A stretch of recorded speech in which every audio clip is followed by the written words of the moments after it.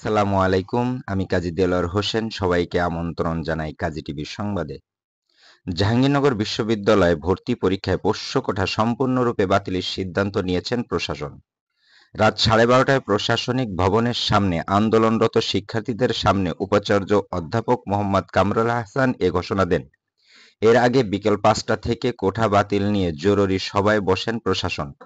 এর আগে দুপুর 2টা থেকে পোষ্য কোটা সম্পূর্ণরূপে বাতিলের দাবিতে প্রশাসনিক ভবন অবরোধ করে রাখেন শিক্ষার্থীরা।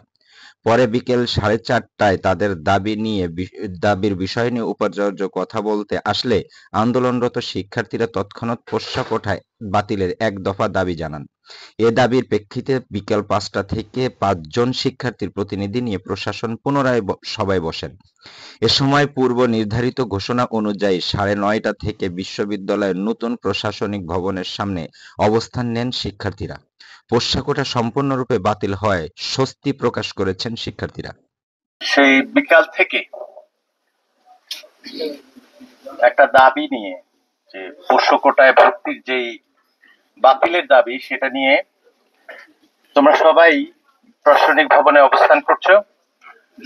অত্যন্ত শৃঙ্খলার সাথে এই দাবি আদায়ের জন্য আজকের এই ডেমনস্ট্রেশন অবশ্যই আমাদের আন্দোলনের যে ঐতিহ্য তার সাথে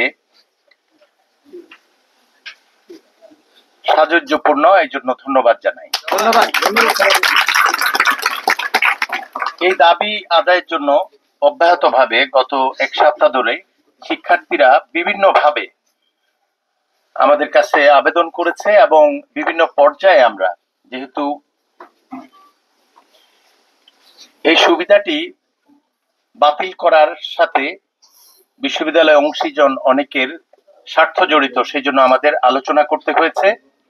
শিক্ষার্থীদের এই অভ্যুত্থানোত্তর বিশেষ চাহিদার কাছে সন্তান বিবেচনায় আমাদের বিশ্ববিদ্যালয়ের শিক্ষক, কর্মকর্তা, কর্মচারী, নেতৃবৃন্দ অত্যন্ত সুবিবেচনার সাথে এ বিষয়ে সিদ্ধান্ত নেয়ার জন্য কেন্দ্রীয় ভর্তি পরীক্ষা কমিটির উপর দায়িত্ব অর্পণ করে। প্রশাসনের পক্ষ থেকে আমরা এই বক্তব্যগুলো সর্বস্তর থেকে কেন্দ্রীয় ভর্তি পরীক্ষা কমিটির জরুরি সভায় নিয়ে যাই এবং সবাই কেন্দ্রীয় ভর্তি পরীক্ষা কমিটির জরুরি সভায় পোষ্য কোটায় ভর্তি বাতিল করা হলো।